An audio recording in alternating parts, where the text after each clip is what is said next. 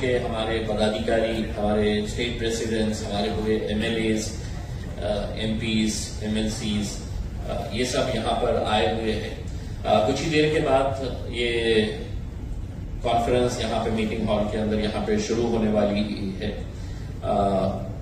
यहाँ पे हम लोगों ने, चूंकि ये क्लोज डोर है, तो इसमें सिर्फ state presidents, MLAs, MLCs, MPs रहेंगे। बेसिकली ये है कि एमआईएम पार्टी अब पूरे देश भर में फैल चुकी है और बहुत अच्छा हमें रिस्पांस मिल रहा है। तो तमाम स्टेट प्रेसिडेंट्स को हम बुला के, एमएलएज को बुलाकर अपने अपने राज्यों की रिपोर्ट क्या है, इश्यूज क्या है, हम कैसे वहां पर पार्टी को और स्ट्रेंथन कर सकते हैं, ऑर्गेनाइजेशन सेटअप और कैसा मजबूत कर सकते हैं। तो एक कलेक्टिवली जो देश का जो माहौल है उसके ऊपर भी चर्चा करने के लिए यहाँ पर सभी इकट्ठा हुए हैं। तो this is the basic purpose of this national conference. ये प्रेस कॉन्फ्रेंस खत्म होते ही आप लोग यहाँ से जितनी जल्द चले जाएं, क्योंकि बिकॉज ये already late for the meeting. और ये मीटिंग आज के दिन यहाँ पर स्टेट प्रेसिडेंट, एमएलएज, ये वो जैसा मैं बताया उनके साथ होगी। कल दूसरी मीटिंग हमारी चेंबूर में है, ओमेगा बैंक्वेट के अंदर। वहां पर तकरीबन हमारे 1000 to 1200 हमारे जितने भी ऑफिस बेयरर्स हैं पूरे देश भर के। ऑफिस बेयरर्स मतलब डिस्ट्रिक्ट प्रेसिडेंट्स है, सिटी प्रेसिडेंट्स है, यूथ विंग है, वुमेन्स विंग है, हमारे कॉर्पोरेटर्स है, जिला परिषद के सदस्य है, नगर पंचायत के सदस्य है, ये देश भर से आए हुए हैं। तो ये एंट्री भी बड़ी रिस्ट्रिक्टेड हमने किए है, because everybody wanted to come, सब जने आना चाहते थे इसमें, लेकिन हमने आई कार्ड दिया हुआ है।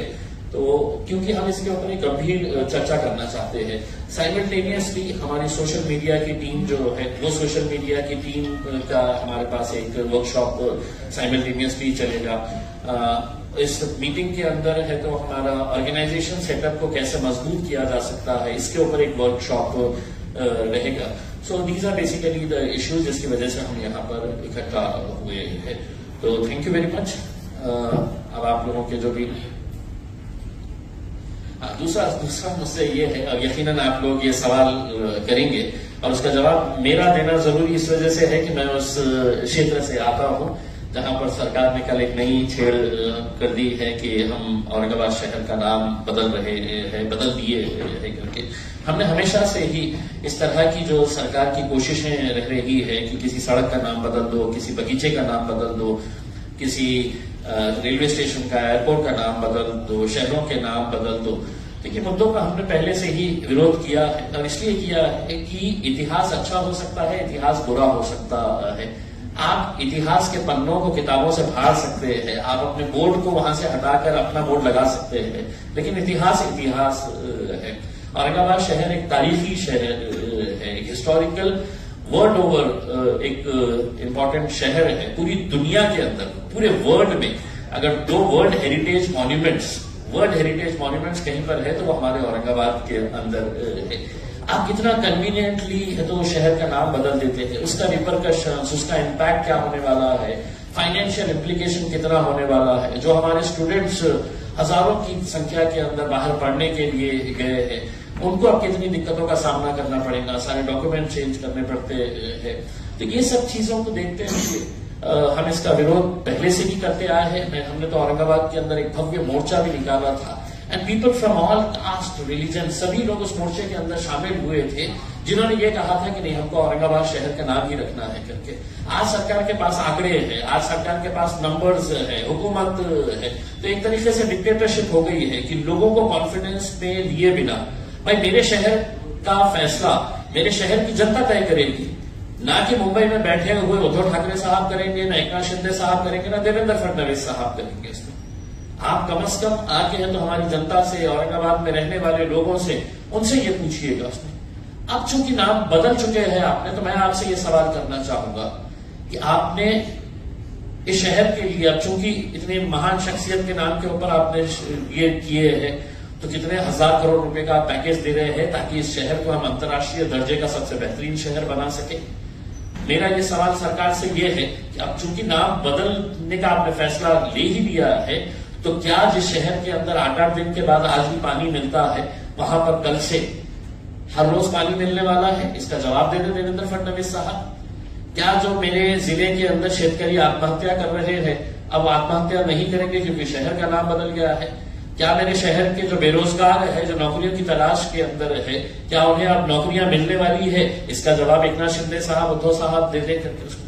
जब आपके पास दिखाने के लिए कुछ नहीं रहता है तो इन्हीं मुद्दों को आप इमोशनल इश्यू बनाकर किस तरह से लोगों का मन डाइवर्ट करना है, ये सब साजिशें रची जाती है। हमने पहले भी इसका विरोध किया था, आगे भी जो लीगल तरीके से है वो लीगल तरीके से हमारा विरोध जारी रहेगा। ऑलरेडी ये मैटर हाईकोर्ट के अंदर है। आज सरकार जो एक मैटर सब जुडिस है उसके ऊपर फैसला ले लेती है तो इसके जरिए सरकार ने एक मैसेज भी देने का काम किया है कि अब हम अदालतों को भी नहीं मानेंगे, हम अदालतों का भी नहीं सुनेंगे, हम फैसला करने वाले हैं करके। वरना ये मैटर जब तक अदालत इसके ऊपर फैसला नहीं सुनाती तो सरकार को कोई ऐसी जल्दबाजी नहीं थी कि करने के लिए, लेकिन इसके जरिए सरकार ने एक मैसेज भी देने का काम किया है कि हम सुप्रीम है, हम फैसला करेंगे, हम अदालतों को भी नहीं गिनने वाले हैं करके। तो this is very unfortunate, we condemn this. और बेसिकली देखिए ये जो मुद्दा है इसके अंदर आपसी जो लड़ाई है, पहले है तो उद्धव साहब की जब सरकार थी कांग्रेस और एनसीपी के साथ में, तब उन्होंने है तो कैबिनेट के अंदर डिसीजन ले लिया बाहर निकल कर आके, और उस कैबिनेट के अंदर जब डिसीजन लिया गया है तो इक्वली गुनहगार जो थे वो सो कॉल्ड सेक्युलर पार्टीज अपने को कहने वाले कांग्रेस और एनसीपी भी उसके अंदर शामिल थी कैबिनेट के अंदर जब ये फैसला लिया गया था। उसके बाद जब उन्होंने फैसला ले लिया कि संभाजी नगर नाम रखने का है करके, तो एकनाथ शिंदे साहब और देवेंद्र फडणवीस साहब को लगा कि साहब ये इन्होंने नाम दिए हुए हैं, मुझे इसके अंदर कुछ ना कुछ तो बदलाव करना पड़ेगा, नहीं तो है तो ये क्रेडिट लेके चले जाएंगे। तो उन्होंने इसके आगे छत्रपति लगा दिया कि अब शहर का नाम ये रहेगा करके। उसमें मेरा ये कहना है कि जितने गुनहगार शिवसेना और भारतीय जनता पार्टी है, कांग्रेस और एनसीपी के मंत्रियों ने साफ तरीके से कहा है। मैं आपको एनसीपी की शरद पवार साहब की जो मोहतरमा बेटी है, उन्होंने कुछ दिन पहले फ्लाइट में जा रहे थे तो उन्होंने है तो ट्विटर के ऊपर ये दावा था कि मैं संभाजी नगर से उड़ रही हूं करके उसमें। तो यानी कि आपका ये है कि कम से कम लोगों की भावना को आप समझते कि लोग क्या चाहते हैं करके, लेकिन आपकी राजनीति की वजह से आप ये जो फैसले कर रही है, मैं कड़ी निंदा करता हूं ये तमाम राजनीतिक पार्टियों की, कांग्रेस की, एनसीपी की, और मैं चाहूंगा कि उनके लीडर्स, जितने भी बड़े बड़े लीडर्स हैं, उन्होंने साफ शब्दों के अंदर ये कहना चाहिए, चाहे वो शरद पवार साहब हो, सुप्रिया सुले मैडम हो, अजित पवार दादा हो, कि अब ये फैसला लिया गया है तो हम इसका स्वागत करते हैं, इसका विरोध करते हैं। कांग्रेस के बड़े नेताओं ने तो खुलकर कहना चाहिए ताकि हमको भी समझ में आ जाए कि आप लोग जब सत्ता में रहते हैं तो आप क्या करते हैं और सत्ता के बाहर चले जाते हैं तो आप क्या करते हैं करके। We have always condemned that and we will continue to raise a voice and protest against this. Thank you. Sir एक प्रश्न होतो तुम्हाला, जेव्हा एकनाथ शिंदे बाहेर पडले होते तेव्हा उद्धव ठाकरे यांनी देवेंद्र फडणवीसांना फोन केला होता की तुम्ही आता मुख्यमंत्री बना, पण फडणवीसांनी सांगितले की आता ती वेळ निघून गेलेली आहे। त्यांचं जे भांडण आहे त्यांच्या भांडणामध्ये मी कशाला उडी मारू, माझ्यासाठी तर चांगलं आहे। माझी तर प्रार्थना असणार आहे की हे तर जो 2 गट झालेले आहे शिवसेनेचे, त्या 2 गटाच्या ऐवजी 3 गट होऊ द्या, 4 गट होऊ द्या, तुम्ही भांडत राहा, पण हे एक नक्की आपल्याला सांगतो की या भांडणामध्ये जे मराठी माणसाला मागे टाकण्याचा जे प्रयत्न भारतीय जनता पार्टीने केलेला आहे, एकनाथ शिंदे साहेबांना असं वाटत असेल की मुख्यमंत्री आहे, नाही साहेब, तुमचा रिमोट कंट्रोल देवेंद्र फडणवीसांच्या हातात आहे, अमित शहाच्या हातात आहे। तुम्ही एक मेसेज दिलेला आहे की आम्हाला मराठी माणसाची काही देणं घेणं नाही आहे।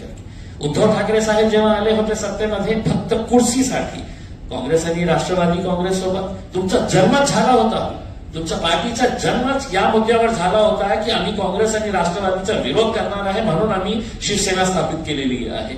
फक्त कुर्सीसाठी तुम्ही केलं, आणि आता एकनाथ शिंदे साहेब जे करत आहे ते मराठी माणसांच्या डोक्यावर गुजराती लोकांना कशा आणून तुम्ही बसवलेले आहे हे मराठी लोक कधी तुम्हाला माफ करणार नाही।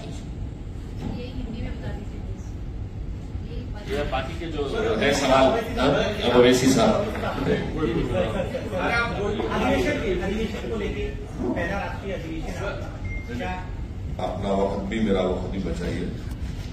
और इम्तियाज साहब ने पूरी तफसील डिटेल आपको बता दिया है, तो उसको रिपीट मत करिए। अगर आपको कोई सवाल है तो उसको पूछ लीजिए। और कितना टाइम है? हाँ, तो आपके पास 15 मिनट है। 1 2 3 4 5 6 तो 20 सवाल आप पूछ सकते हैं मेरे से। तो मैं गिनूंगा, 20 सवाल के बाद मैं जवाब नहीं दूंगा। तो आप लोग अब आप डिसाइड कर लो। हाँ, विदाउट माइट चलिए 5 पकड़ लीजिए, 25 कर लीजिए। शुरू करिए। सवाल आपका है तो बोलिए। अधिवेशन का एजेंडा आप बता दीजिए किन किन मुद्दों नहीं, उसका जवाब ये है कि इम्तियाज साहब आपको डिटेल में बोल दिए, उसको रिपीट करना मेरे लिए आपके लिए फायदेमंद नहीं है। उसको इम्तियाज साहब बोल चुके हैं वो। और कल शाम में भी हमारा एक प्रेस कॉन्फ्रेंस होगा, उसमें जो हम डिसीजंस लिए, क्या रेजोल्यूशंस पास किए, क्या डिस्कशन हुआ, वो फिर हम आपके सामने रखेंगे। अफसर साहब, जिस तरीके से हम देख रहे हैं महाराष्ट्र की राजनीति में कई सारे समीकरण बदले हैं, चाहे सत्ता पक्ष की हो या विपक्ष की हो। तो पिछले चुनाव में आप वंचित बहुजन आघाड़ी के साथ थे, लेकिन इस बार वो घोषणा कर चुके हैं कि वो शिवसेना के साथ जा रहे हैं। तो आपके लिए ये जो नई बदली हुई परिस्थिति है, इसमें आप किन नए लोगों को साथ में जोड़ने की कोशिश होगी, या फिर किस तरीके से उस वंचित बहुजन आघाड़ी से जो नुकसान होगा उनके जाने से उसकी भरपाई करेंगे आप? देखिए, एक बात तो मैं बताना चाहूंगा कि जब आइंदा साल लोकसभा के इलेक्शन होंगे, हम तो औरंगाबाद की पार्लियामेंट की सीट तो लड़ेंगे क्योंकि हमारा सिटिंग एमपी है, और इंशाअल्लाह ताला वो कामयाब भी होंगे। दूसरी बात ये कि और कितने लोकसभा की सीट हम लड़ेंगे, इसका नंबर इम्तियाज जलील साहब, हमारे जो प्रेसिडेंट है, working president doctor Gaffar Qadri साहब जो मेरे बाजू बैठे हैं, वो सब मिलकर तय करेंगे। किससे अलायंस होगा नहीं होगा ये आपको थोड़ा इंतजार करना पड़ेगा। इतना जल्दी डिटेल बताना सही नहीं होगा, मगर ये फैक्ट है जो आपके सामने में रखना। क्या फर्क पड़ेगा वंचित बहुजन आघाड़ी? आपका 2 सवाल हो, 3 हो गए। इसी सवाल में सर, उनके जाने से कितना फर्क पड़ेगा? नहीं, मैं उनको मुबारकबाद, और जहां कहीं भी गए उनको मुबारकबाद। सर, जुनैद नासिर के वो ट्वीट करके ये कहा है कि सरकार, हरियाणा सरकार की ही रजिस्टर्ड गाड़ी है और कहीं न कहीं मुसलमानों को हिंसा का शिकार बनाया जा रहा है।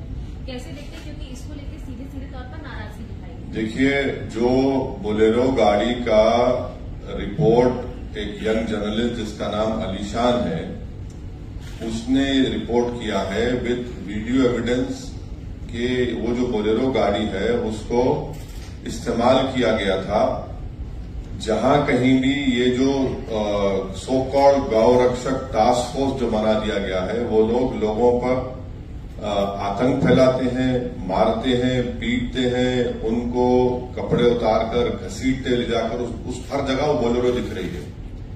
और पुलिस ने भी ये कहा कि जुनैद को और नसीर को जिस गाड़ी में किडनैप किया गया था राजस्थान से और हरियाणा लाया गया था, वो यही गाड़ी थी।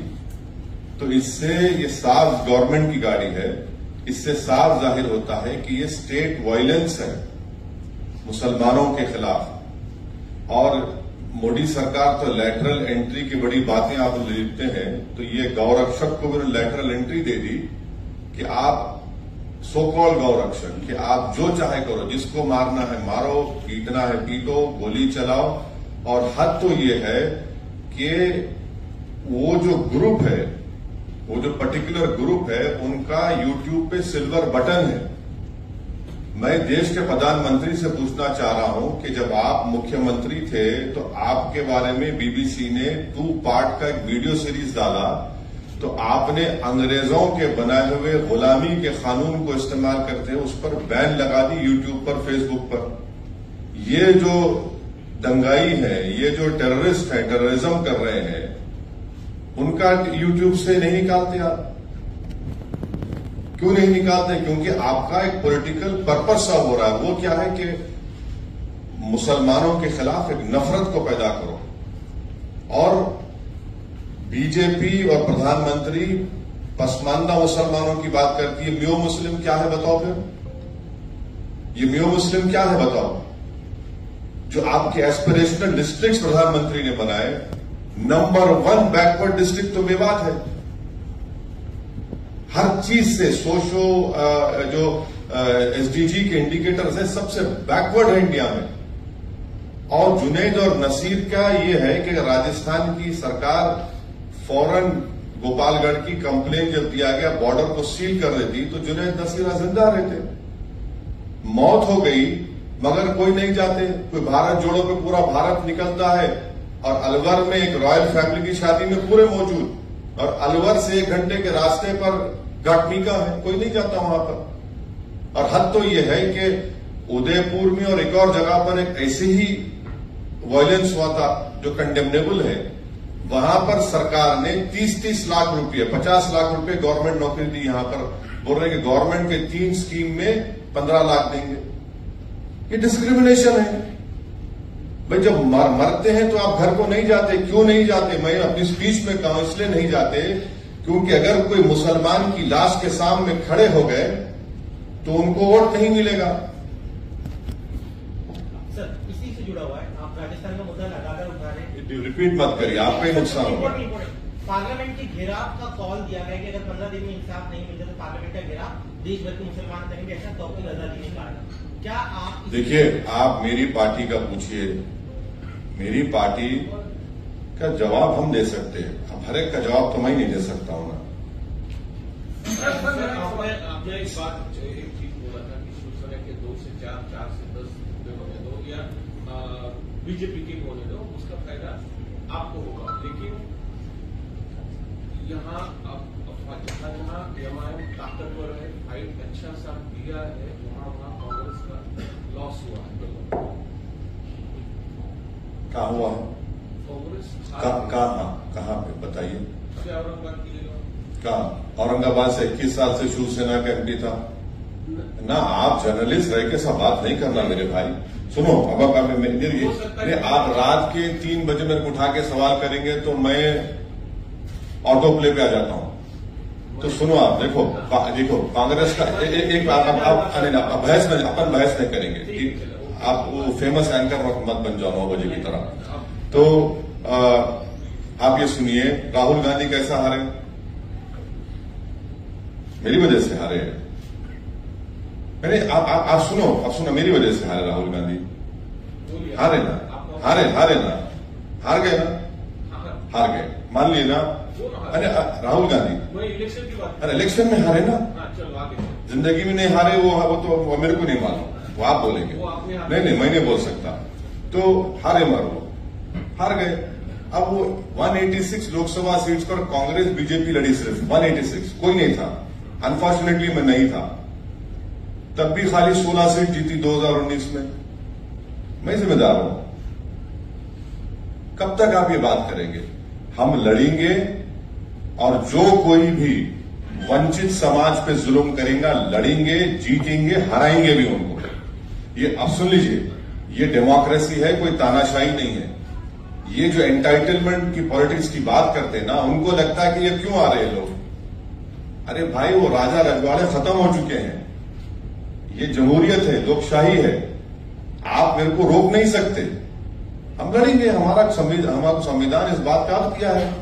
जहां कहीं भी हम लड़ रहे, यूपी की बात करते, कितने सीट कांग्रेस लड़ी यूपी में? बोलो भाई, 400। बीएसपी लड़ी 400। ये सवाल उनसे नहीं किया जाता। क्यों नहीं किया जाता भाई? क्योंकि उन मुसलमान नहीं है। ये प्रॉब्लम है। चलिए, अभी 6 सवाल हो गए। सर, मेरा एक सवाल है कि पंजाब में एक बार फिर खालिस्तान का मुद्दा उठता दिख रहा है, जहां पर खालिस्तानी समर्थक अमित शाह जो कि गृह मंत्री हैं, उन्हें एक बात बताइए। हाँ, मैं जानता हूं। एक बात बताइए, अगर वो भाषा, वो वर्ड्स अगर मजलिस का एक छोटा मेंबर दे देता तो आप लोग तो अब तक उसकी 1 नहीं 25 शादी करनी होती टीवी चैनल के ऊपर। नहीं करे आपने। और बीजेपी भी बड़ी उसको उर्दू में एक वर्ड है माने खैज, खामोशी। माने खैज खामोशी बीजेपी की है। ये समझ में नहीं आ रहा उनको क्या चल रहा है वहां पर। और तीसरा, कल आए थे ना छोटा रिचार्ज मुंबई में, उनसे पूछ लेते आप क्या हो रहा है। उनकी सरकार है, मेरी सरकार तो नहीं है ना। उनको भी पूछ लेते हैं। सर उनका तो ये कहना था, भगवत मान का ये कहना था कि पंजाब में लॉ एंड ऑर्डर मेंटेन है। हाँ बिल्कुल है, बिल्कुल है। क्या आप सरकार पे सवाल उठा रहे हैं? नहीं बिल्कुल है, मैं भी कह रहा हूँ बिल्कुल है, दिख रहा है ना हमारे को। थोड़ा बहुत हम उतने उनसे छोटा रिचार्ज की तरह उतना हमको दिमाग नहीं है, मगर थोड़ा तो दिख रहा है हमको क्या हो रहा है। इतना तो हम देखिए, एमआईएम पार्टी तो इतना तो पॉलिटिकल सेंस है हमारे को, हम ये बोल सकते हैं कि बारिश कब होने वाली है। हम हवाओं में सूंघकर मिट्टी की खुशबू, मिट्टी आने के बाद हम नहीं बोलते कि बारिश होने वाली है, हम ये जरूर बोलेंगे बारिश होने वाली है। सर आगे क्या कार्रवाई की मांग करेंगे? हाँ completed, it is complete. Sir एक सवाल है, वैसे दो सवाल है, लेकिन पहला सवाल ये है कि जिस तरीके से आप लोग आपने जिक्र किया कि डेमोक्रेसी है, जिस तरीके से आपने बोला कि यहाँ पर डेमोक्रेसी है, तानाशाही नहीं है, तो उसी से जुड़ा सवाल ये है कि जिस तरीके से आपने देखा शिवसेना के बारे में जो हुआ, इलेक्शन कमीशन ने जो डिसीजन दिया, तोड़ मोड़ पर तो भाजपा ने सरकार बनाई शिंदे के साथ में, लेकिन बाद में जो इलेक्शन कमीशन ने जो डिसीजन दिया, जो चुनाव चिन्ह था वो चला गया। क्या इलेक्शन के कमीशन के निर्णय के ऊपर आप किस तरीके से देखते हैं? ये पहला सवाल। और दूसरा सवाल ये है, कि आपने देखा कि कल उद्धव ठाकरे से अरविंद केजरीवाल मिले, जैसे कि सब लोग अभी बोल रहे हैं कि छोटी छोटी रीजनल पार्टियां एक साथ आकर बीजेपी से लड़नी चाहिए, तो आपका एजेंडा क्या है? सबसे पहली बात तो ये बताइए, आपका सवाल ये भी होना चाहिए था, अगर आपका इख्तियार है कि बिहार में मेरे 4 एमएलए को तोड़ दिए कांग्रेस राजद, वो अच्छा काम था क्या? बोलो, आपको पूछना चाहिए था। जब यहां गलत हुआ तो वहां सही हुआ क्या? क्योंकि ये सेकुलरिज्म के ठेकेदार हैं, ये चंगेज खान की तरह काम करेंगे तो नहीं वो उनको चंगेज मत बोलो। यहां पर होगा महाराष्ट्र में तो चंगेज है जो भी कर रहे हैं। अरे भाई चंगेज दोनों जगह पे होता है ना, एक जगह कहाँ होता है? दोनों जगह होता है। सर डॉक्टर उदित राज जी का कहना है कि अगर मोदी जी आपकी राजनीतिक कब्र न खुदी तो देश की खुद जाएगी। कौन बोले हैं? डॉक्टर उदित राज है, आईएनसी से है, कांग्रेस पार्टी। क्या बोला उन्होंने कहा कि अगर मोदी जी आपकी राजनीतिक कब्र न खुदी तो देश की खुद जाएगी, दोनों में से कुछ एक जरूर। नहीं, मैं तो इस पे नहीं बोल सकता मैडम। मैं खबर बनाने का एक्सपर्ट नहीं हूं, मैं जिंदा रखने वालों में का एक्सपर्ट हूं। अब जिसकी खबर बनेगी उन्हें फूल चढ़ाएंगे, मैं नहीं बोल सकता इस बारे में। बात हो रही है, नहीं दोनों दिया मैं। आप एक सवाल का जवाब इलेक्शन कमीशन के डिसीजन के ऊपर मैं दोनों दिया हूं ना, मैं दोनों दिया हूं। आपको पसंद नहीं आया तो कबूल कर लो आप। मैं आपकी जरूरी नहीं है कि आपको मुतमईन करके जाऊं। हाँ ठीक है, जब चुना, हम पहले ही इंट्रोडक्शन में आपने सवाल किया था, उसका जवाब दिया हूं। आप टेंशन नहीं है, बोलिए। मेरा सवाल ये है कि लास्ट महीने भी और इस महीने भी वाशी में, जहां नवी मुंबई में सकल हिंदू समाज की एक मोर्चा होने वाली, लव जिहाद और गौ स्लॉटर को लेकर, इसके बारे में आपका क्या बोलना? ये उनको चाहते हैं लॉ। हाँ नहीं ये तो है ना। इम्तियाज साहब ने बोला कि शेतकारी संगठन के लोग वो जो किसान खुदकुशी कर रहे, उस पर कोई धरना प्रदर्शन नहीं होगा। नौजवानों का बेरोजगारी उनका मुकद्दर बन चुका, उस पर कोई बात नहीं करेंगे। पर किस पे बात करेंगे? इन मुद्दों पर, ताकि पूरे माहौल को गर्मा के रखे, एक पोलराइजेशन होता रहे, गंदगी फैलती रहे, और पूरा बीजेपी और आरएसएस, यहां की सरकार उसके पीछे है। इसीलिए उसमें इस तरह के स्पीचेस किए जाते हैं। और सुप्रीम कोर्ट ने भी उसका नोटिस लिया है। सुप्रीम कोर्ट ने कह दिया कि 100 मोटो एक्शन, तो देखते हैं 100 मोटो एक्शन लेंगे नहीं लेंगे। तो बिल्कुल इनका एजेंडा है, यही तो एजेंडा है उनका। सर मेरी तरफ से काफी सवाल। मध्य प्रदेश में ये कहा जा रहा है कि मदरसों के अंदर योग होना चाहिए, जैसे किसी भी शैक्षणिक संस्था के अंदर योग होता है, वैसे मदरसों के अंदर भी होना चाहिए, जबकि मध्य प्रदेश के कई मदरसों के बच्चों ने इसको अपोज किया है कि हमारे इस्लाम में योग की कोई प्रथा नहीं है, और न कि ये किसी शैक्षणिक संस्था के अंदर कंपल्शन होना चाहिए। देखिए, जो मदरसा खोलते हैं ना, वो आर्टिकल 30 के तहत, फंडामेंटल राइट के तहत खोला जाता है। अब उसमें आप मेरा फंडामेंटल राइट मुझसे नहीं छीन सकते आप। वो मेरा फंडामेंटल राइट है, वो सरकार को समझने की जरूरत है। जब मैं इसको आर्टिकल 30 के तहत खोलता हूं तो आप कैसा किसी को फोर्स करेंगे? सर मेरा एक सवाल है कि मुंब्रा में जो है आपने कहा कि हर जगह हम लोग ताकत से लड़ने की कोशिश करते हैं, हम लोग वहां पर लड़वा दें। आपके 2 बार एमएलए वहां पर लड़ने की कोशिश किया है। एक एमएलए तो आपके जो है वो छोड़कर पार्टी चला गया। तो आगे जैसे आपने 2 बार देखा कि ऐसा हुआ है, तो थर्ड टाइम आप कैंडिडेट चुनेंगे तो आपने क्या उसके लिए एजेंडा तैयार किया गया है? तो वो जो कहावत है ना, दूध के जले छाछ को भी फूंक फूंक कर पीते हैं, तो हम दूध के जले हुए हैं। इंशाल्लाह पूरी कोशिश करेंगे कि जमीर फरोश, कफन चोर, बेईमानों को टिकट नहीं देंगे। सर एक सवाल और है कि 2014 में जो है पुलिस कभी भी आपको कहीं भी परमिशन देना नहीं चाहती, हमेशा रोका जाता है। पर 2014 में आपको जिस तरह आप हैदराबाद में घर घर जाकर जैसा आप ट्रेन चलते हैं, उसी तरह आपने मुंब्रा में भी कोशिश की थी कि मुंब्रा में नहीं हुआ। आपको परमिशन नहीं मिली थी 2014 में, मगर आप होटल में रुके रहे, मगर आपको नहीं, गलत बात क्या है। वजह? नहीं, गलत बात है। 2014 मुंब्रा में मेरे को परमिशन नहीं मिली। अगर मिलती तो मैं बराबर आता। मैं तो कहता हूं कि अल्लाह ने मुझे पैरों में मेरे पहिए भी पैदा किए हैं, तो चलने का मेरे को बहुत शौक है, मगर परमिशन नहीं मिली। और जब मिलेंगी इंशाल्लाह मिलेंगी, मैं जाऊंगा ना। अभी तो हम इसीलिए मुंब्रा में ही कर रहे हैं सब चीजें, क्योंकि एक महाशय हैं, उनको बहुत आसमान पे उड़ते रहते हैं, वो समझते हैं कि कुछ भी कर लेंगे, ये हम करेंगे। सर जी, संयुक्त विपक्ष की बात होगी जो नहीं रेजोल्यूशन की बात पे क्या कहना आपको? डिमांड किया है हिंदू परिषद और बजरंग दल बैन होना चाहिए। कौन? आईएमसी। हाँ, आईएमसी क्या आईएमसी क्या है? आईएमसी इतिहाद मिलत कौंसिल। मैं नहीं जानता कौन सा ऑर्गेनाइजेशन है। अरे उनसे पूछ लो भाई, मेरे को क्यों पूछते? मेरा असद जी 2024 के लिए संयुक्त विपक्ष की जो बातचीत हो रही है, उसमें आप कितनी संभावना देखते हैं, या फिर आप किस तरफ खड़े हैं? अच्छा, आप उनसे बात करा दीजिए ना हमारी। आप हम चलो, मैं आपको इसके आ दे रहा हूँ, चलो बात करो।